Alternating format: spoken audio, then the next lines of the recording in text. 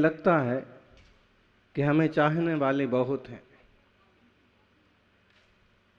हमें लगता है कि हमें चाहने वाले बहुत हैं, पर गौर से देखा तो मालूम पड़ा कि चाहते उतना ही हैं जितनी उन्हें जरूरत है। कमाल की बात तो क्या है, लेकिन चिंतन की बात जरूर है, और सबके लिए चिंतन की बात है। जो बड़े हो गए हैं उनके लिए चिंतन की बात है कि परिवार यदि पांव पर खड़ा हो गया है तो हमें बहुत लोभ मोह नहीं पालना चाहिए, धर्म ध्यान में चित्त देना चाहिए। जो युवा हैं उन्हें इस बात का गौर करना चाहिए कि अगर कोई दूसरा हमारे लिए बहुत प्रपोज कर रहा है, बहुत जुड़ रहा है, तो कारण क्या है? बिना स्वार्थ के तो बहुत जल्दी लोग अटैच्ड होते नहीं हैं।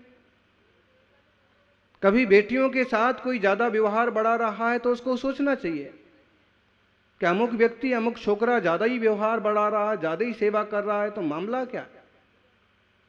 क्यों? इस बात से सीख लो कि कोई हमें उतना ही चाहता है जितनी उसको जरूरत है, और इसमें बुरा लगने जैसी चीज नहीं है। ये आप खुद पे भी ले लो। कई छोकरे तो ऐसे मिल जाएंगे अपने माँ बाप को भी उतना ही चाहते हैं जितनी उनको जरूरत है, और कुछ दुष्ट तो ऐसे मिलेंगे कि एक बार संपत्ति पर साइन करवा लिए तो जाओ कूड़े में। तो ये चिंतन का विषय। माना कि बहुत अच्छा व्यवहार होना चाहिए, परिवार में प्रेम प्रीति होना चाहिए, और होना ही चाहिए। जब गृहस्थी बनाई है, परिवार बनाया है, तो एक आत्मीयता, एक आनंद, एक दूसरे के प्रति प्रेम और समर्पण। लेकिन ये भी थोड़ा सा ध्यान रखना चाहिए कि अगर किसी चीज पर, किसी व्यक्ति पर, किसी वस्तु पर बहुत मोह बढ़ रहा है तो ये सूत्र सामने लाओ कि इतना राग करना, हमारा इतना मोह करना, इतना आसक्ति करना कहां तक उचित है।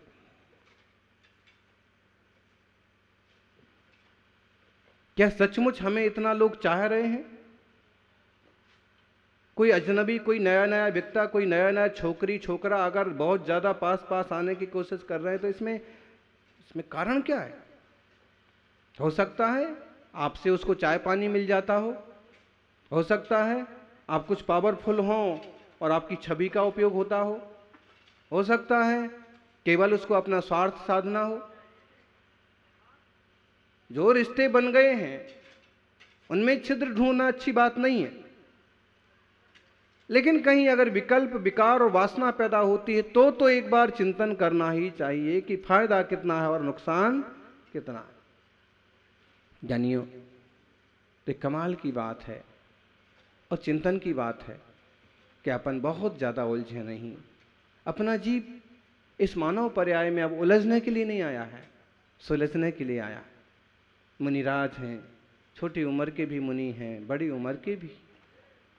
सुलझने का रास्ता उनने ढूंढा, उनने पाया, और आज भी साधना में है। और ये मार्ग सबके लिए मंगलकारी है, शुभकारी है, सुखकारी। इसलिए बहुत जल्दी मत रीझ जाना। बैंक वाले लोन का बहुत अनाउंस कर रहे हैं और ऐड भी निकल रहे हैं, दीपावली ऑफर, घर का लोन लो, पढ़ाई का लोन लो, कपड़ों का लोन लो, फ्रिज का लोन लो, गाड़ी का लोन लो, और सब तरह का लोन लो। आपको ऐसे लग रहा है कि मेरे बाप ने तो कुछ नहीं दिया, उससे ज्यादा तो बैंक दे रहा है, एक कंपनी दे रही है। और एक बार उसकी चंगुल में फंस गए ना तो तुम्हारा जीना हराम हो जाएगा।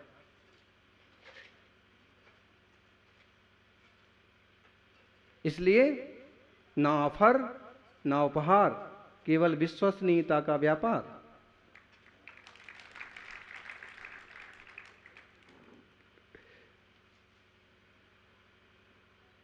ज्यादा उपद्रव नहीं, सीधे साधे जो कुछ है सो है।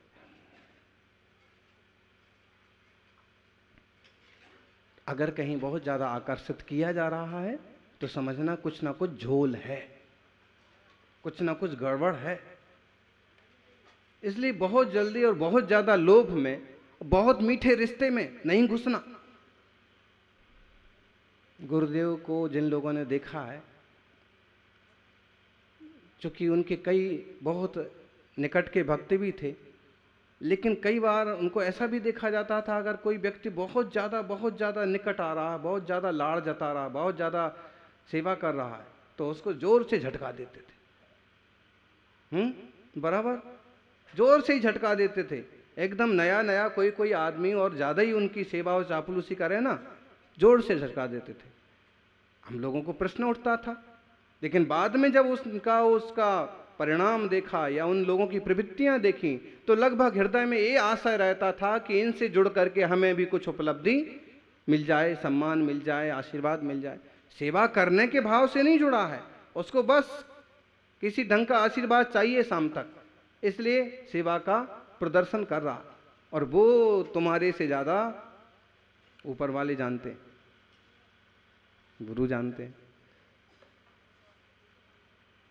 दिखने को भले ऐसे दिख रहा है कि इतनी सेवा कर रहा है व्यक्ति, हाथ जोड़ रहा है, 3 बार नमोस्त तो कर रहा है, और वो कह रहा है तो लोग सोचेंगे कैसे महाराज है, आशीर्वाद देना चाहिए। अभी आशीर्वाद और दिया ना तो एकदम गले पड़ जाएगा। क्यों? कि मीठी छुरी होते हैं कुछ जीव, कुछ लोग। समझना हमारे कहने का आशय। अधिकतम श्रावक भक्त अच्छे ही होते हैं, लेकिन अगर ये उदाहरण हमने मतलब एक श्रावक से जोड़ के लिया, आप इसको गृहस्थी से जोड़ के ले लो।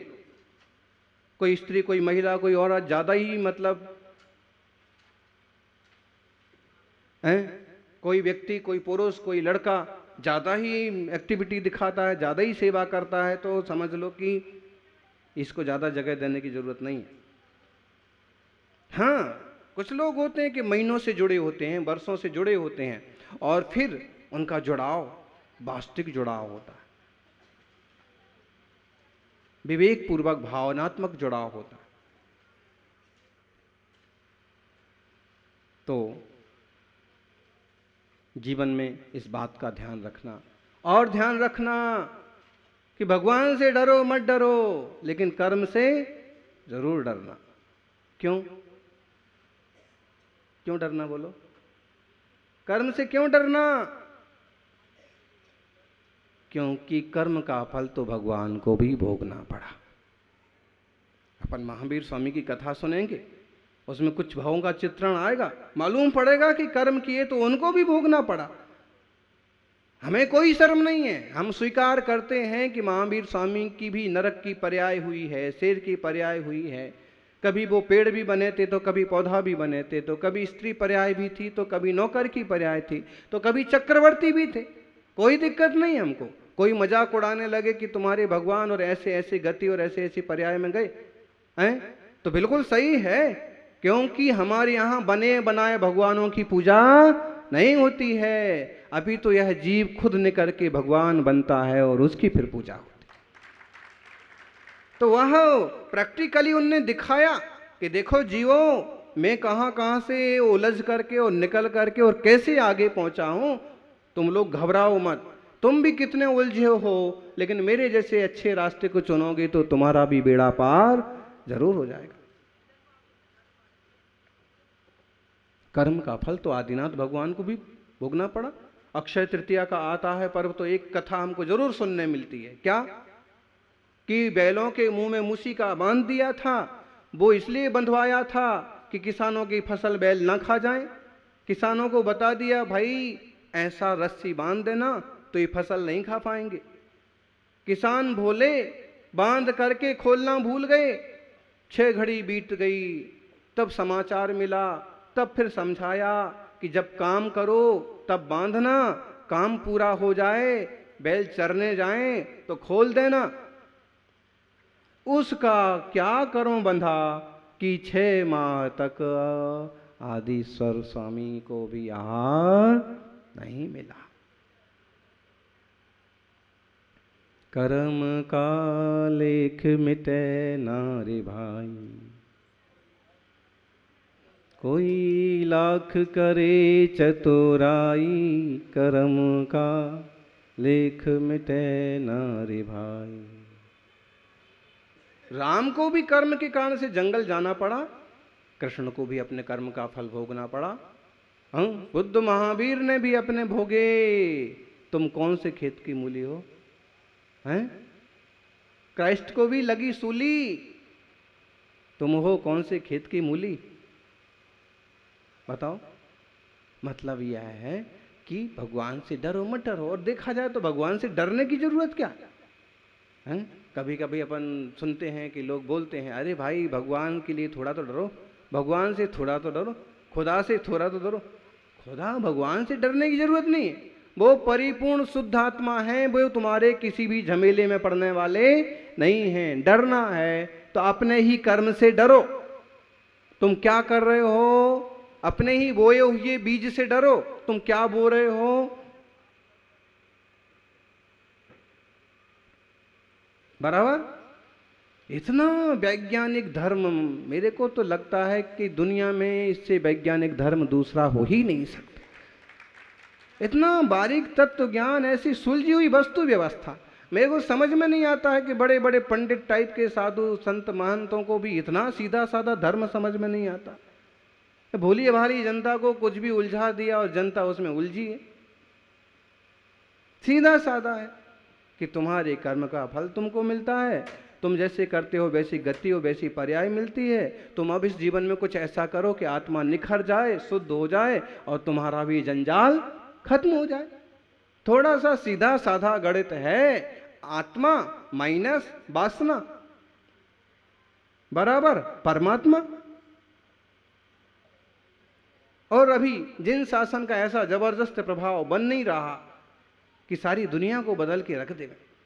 हमें कोई पूजा नहीं करवाना है महावीर भगवान की, हमें तो सिर्फ इतना करना है कि तुम्हारी चित्त वृत्ति बदले, तुम्हारा आनंद का स्वरूप प्रकट हो, तुम्हारा जीवन मंगलमय बने। वीतरागियों को कभी अपनी पूजा का राग रहा ही नहीं। और इसलिए आप देखना, सिद्धांत ग्रंथ हैं, अध्यात्म ग्रंथ हैं, न्याय ग्रंथ हैं, आचार्य ने रचना की, मंगलाचरण जरूर किया, लेकिन उसमें कुछ पूजा प्रतिष्ठा की बात ही नहीं है। जैसे आप और शास्त्र उठा के देखो तो मिलेगा, मेरी शरण में आ जाओ, या मैं तुम्हें पार कर दूंगा, या सारा मेरे हाथ में है, या मेरी ही एक की मान्यता करो, यही भरा पड़ा है। अब जैन शास्त्र उठा के बताओ कहीं लिखा हो उसमें कि तुम सिर्फ मेरे को पूजो। अगर कहीं लिखा है तो ऐसा लिखा है, ज्ञानी वीतरागता को मानो, सर्वज्ञ सर्वदर्शी हितोपदेशी प्रभु ही प्रभु है। मतलब जो वस्तु व्यवस्था है उस प्योरिटी की बात की। युवाओं समझ में आ रहा? समझ तो लेना ही चाहिए। भले जिस माहौल में रहते हो उसको उस ढंग से क्रिएट करो, लेकिन वस्तु स्थिति समझना ही चाहिए, और सबको, पूरे देश को, दुनिया को।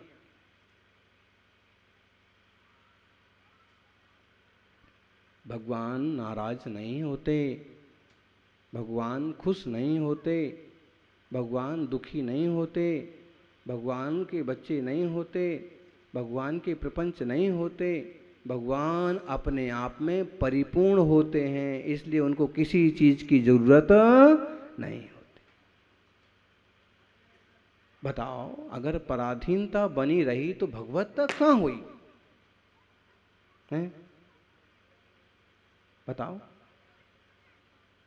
आप अध्यक्ष हैं और आपको कमेटी के हर एक मेंबर से और आखिरी मेंबर से भी पूरी की पूरी बात करना पड़े और एक भी निर्णय ना ले पाओ, तो अध्यक्ष होने का कोई औचित्य है? कमेटी को आपकी बात मान लेना चाहिए कि भाई साहब जो निर्णय कर रहे हैं वो सही है, विश्वसनीय है, इसलिए तो हमने अध्यक्ष बना दिया कि अगर हम उपलब्ध ना हुए तो आपकी जो मर्जी सो निर्णय कर लेना। बराबर। अब बात बात पर उसकी खिंचाई हो, उसकी धुलाई हो, उसको सुनना ही सुनना पड़े, तो उसका औचित्य है कुछ नहीं। जब सादे से संसारियों में भी अगर एक व्यक्ति को अधिकार होते हैं तो उस पर भी दबाव नहीं बनाए जाते, तो भगवान कितने अधिकारवान हैं और कितने सुखी हैं कि उन्हें किसी चीज में उलझने की जरूरत नहीं है। इसलिए, और एक कारण हो गया कि भगवान से मत डरो, क्योंकि वो तुम्हें कुछ करने वाले नहीं। दूसरा कारण, भगवान से मत डरो क्यों? प्रभु इतना करुणावान है, इतना पवित्र है कि तुम्हारी क्रियाओं पर, तुम्हारे झंझटों पर उसे करुणा तो आती है, मान लो, लेकिन गुस्सा नहीं आता। हम एक उदाहरण दें आपको, चूंकि वीतरागता में तो करुणा भी एक तरह से बाधा है और रागमय करुणा उन्हें नहीं होती है, फिर भी हम एक उदाहरण से समझें जो श्वेतांबर साहित्य में आता कि चंद कौशिक,